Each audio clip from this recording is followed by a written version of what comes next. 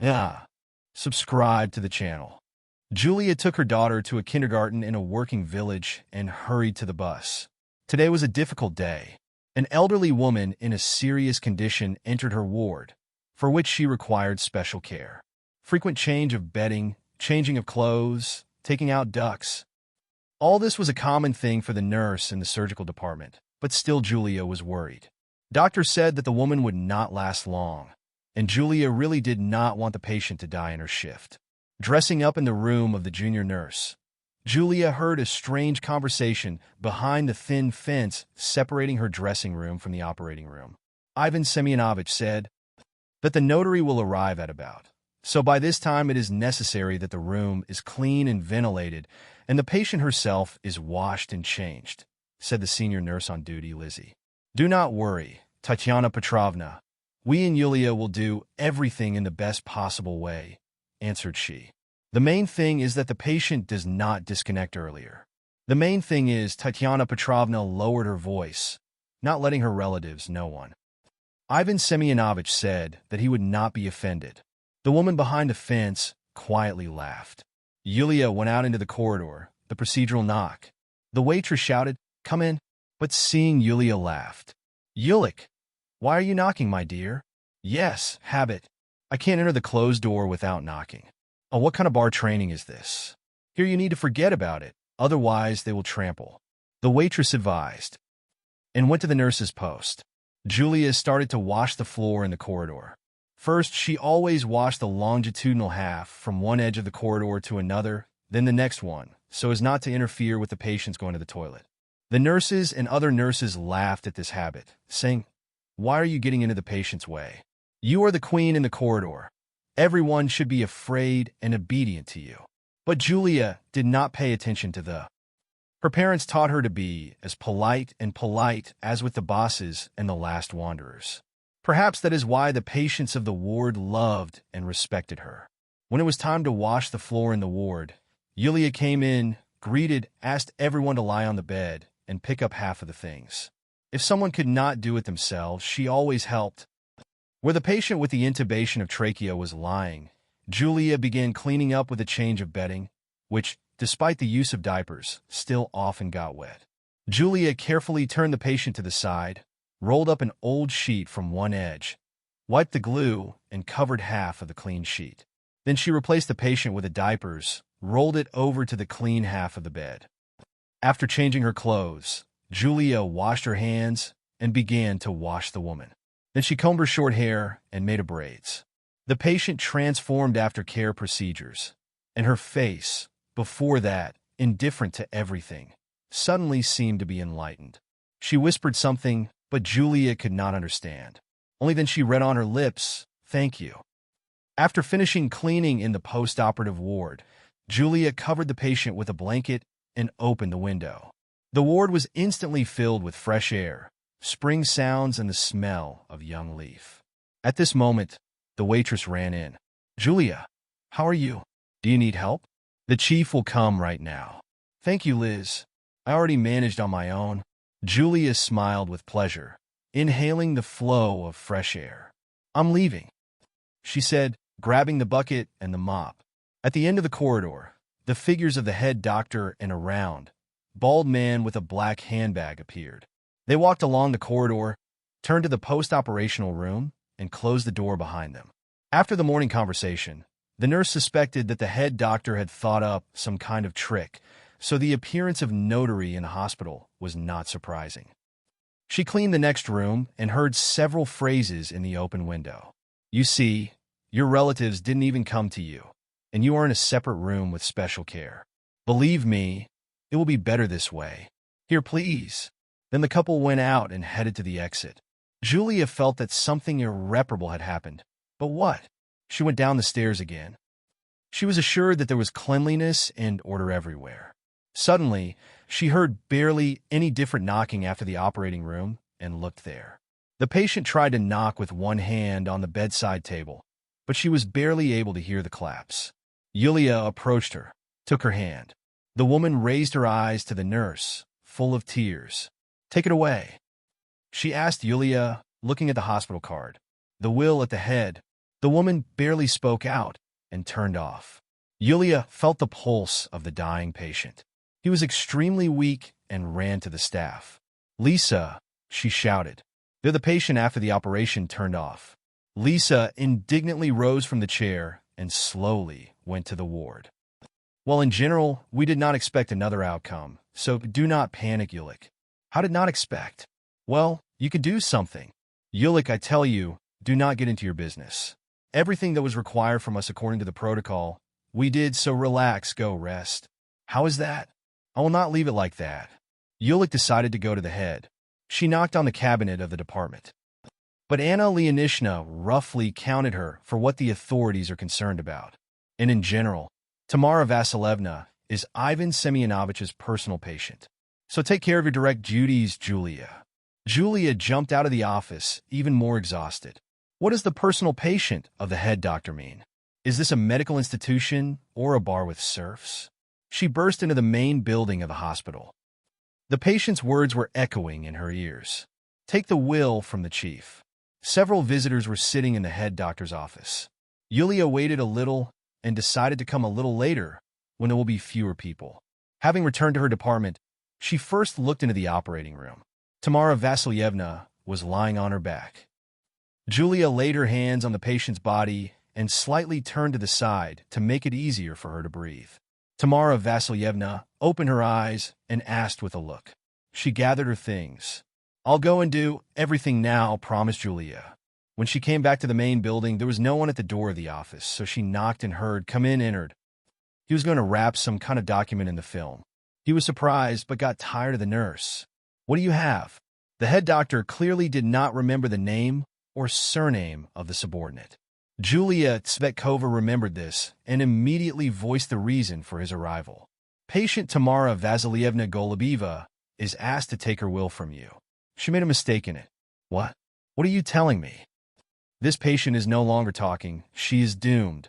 The head doctor was angry.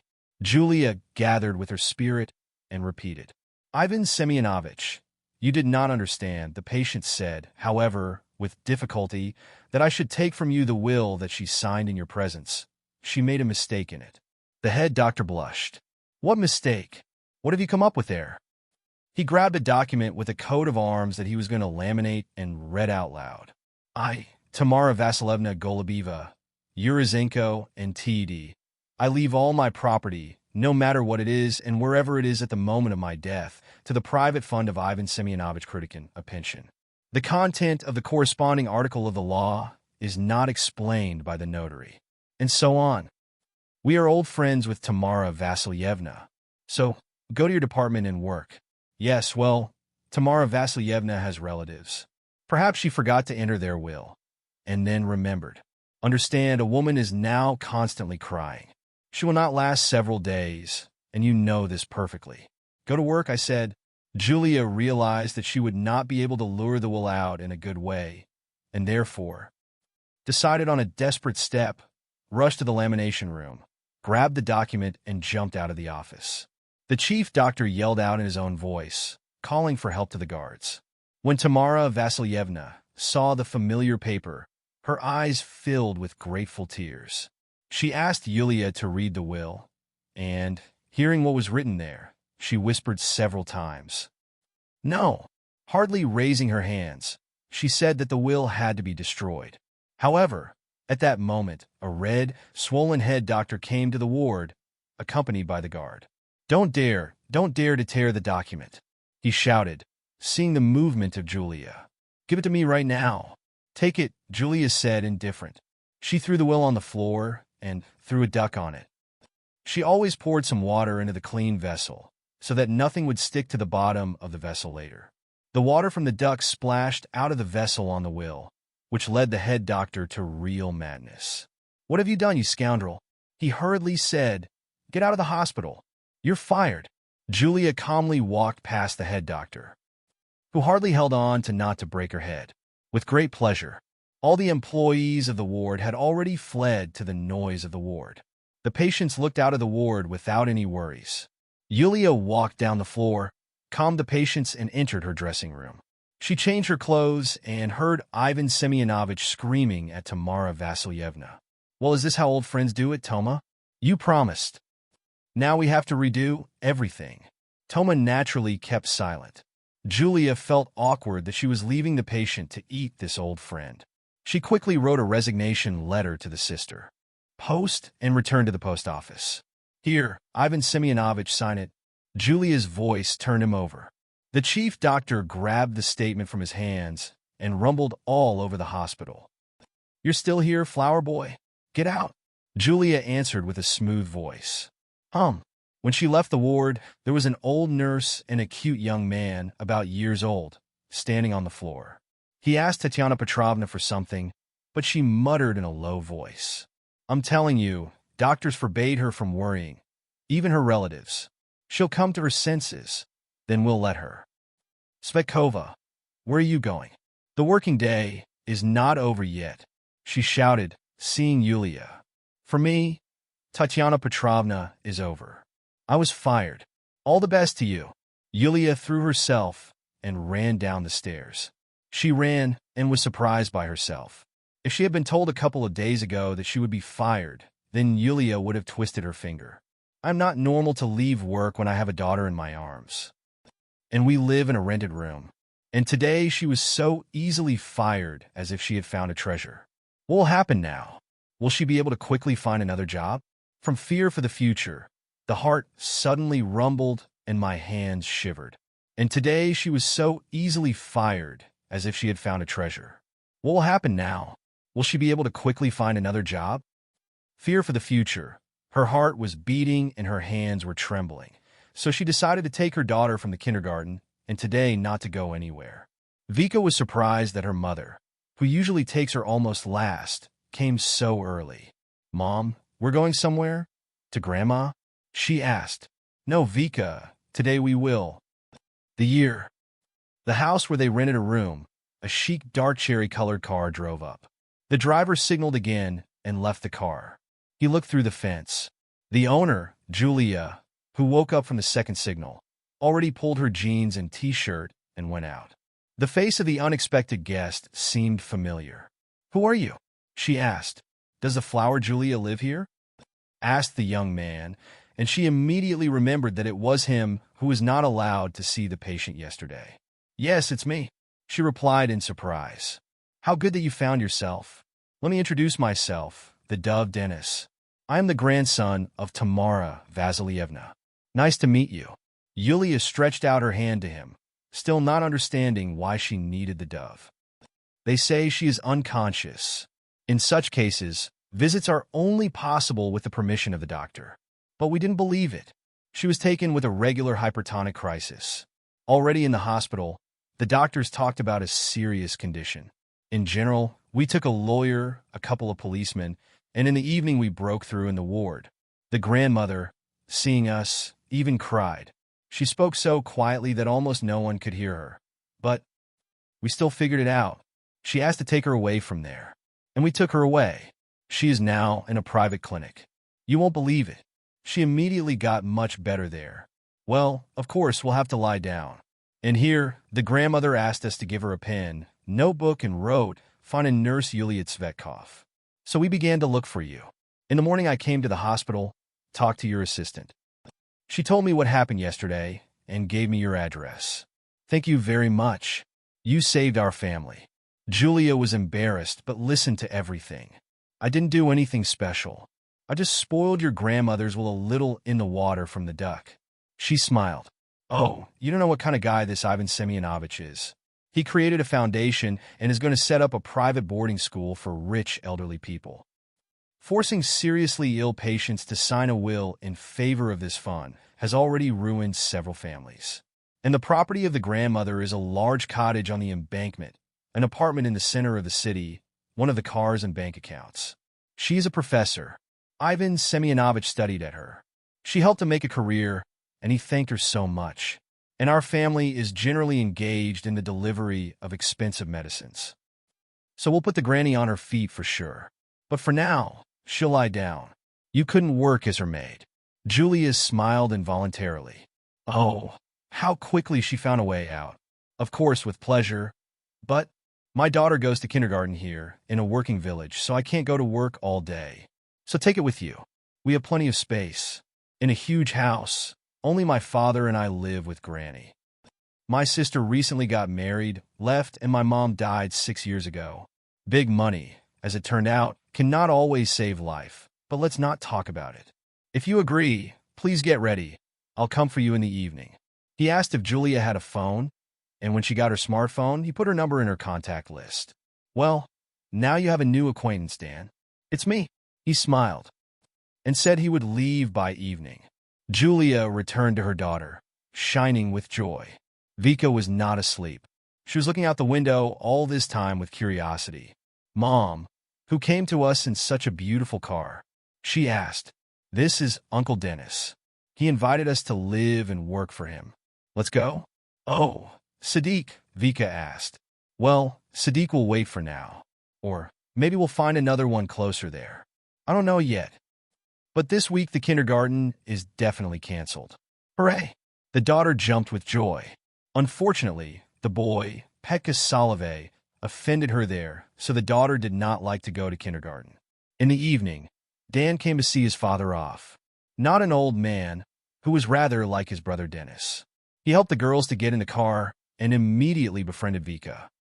"Let's get acquainted," she suggested. "Let's do it," the baby answered politely. "I am Vika Victoria." "That's a yes," the man exclaimed. "And can you imagine, Uncle Vitya Victor?"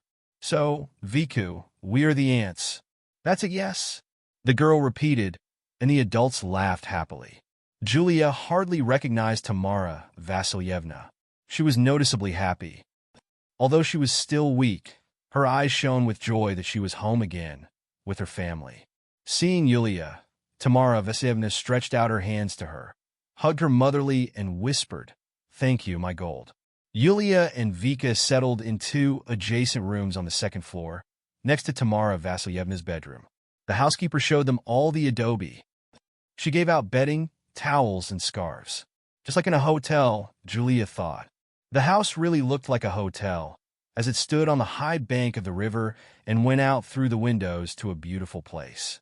The room in Vikuja was turned into a children's room with snow-white furniture and light pink curtains. And when they had time, Julia was surprised, laying out Vikinovesh in white closets. The work in such a house seemed not hard, but a constant joy. Moreover, over time, they became very close friends with Tamara Vasilyevna. She sometimes asked her to read some of her favorite books, which turned out to be a lot in the house. And Julia was happy to get into reading. Sometimes the nurse asked to tell about her life, but the modest Mother Lonely could not talk about herself.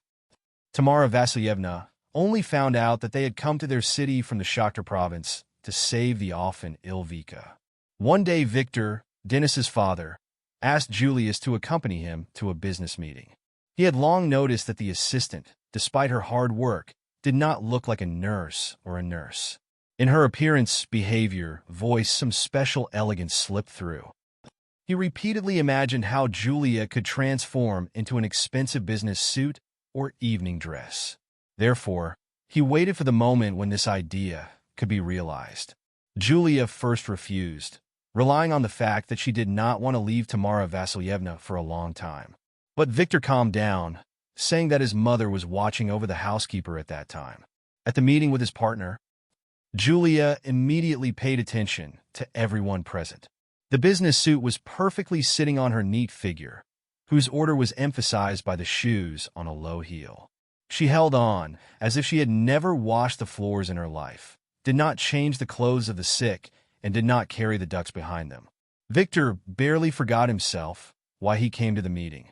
But Julia, seeing his delighted gaze, "Victor, you have discussed all the terms of the contract." He looked at her with gratitude, and at the same moment decided that Julia deserves a more worthy role than just a maid. "Another woman will cope with this work," he thought, "and not everyone will be able to be my right hand." That same evening, he invited her to his office. Julia solemnly began her work. "I want to thank you for doing a great job with my companion's role, but I think that you shouldn't put a point on this. I'm sure you'll also master another role." Victor made a significant pause. Julia couldn't stand it. "What? My wife?" Julia was confused. "What do you mean by the role of the wife?" Does he want me to pretend to be his wife at the negotiations?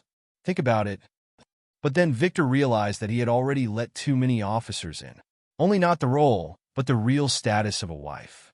Yulia, I really like you. I just can't watch. I like my mom. And Dennis is generally delighted with you. He constantly says, Dad, would you marry Yulia? Wow, she thought. It turns out that everyone is watching me, and I didn't even notice. Yes, I admit, Victor, this is somehow unexpected. I, of course, also like you. You have a beautiful family, but I'm still a nurse. You haven't forgotten? I forgot, Yulia. I forgot. Because when you settled in with us, we had such a calmness, such a home atmosphere, as if you were a native person. If you do not agree, I will be, yes, what will I? We will all be very much in need of this. Think.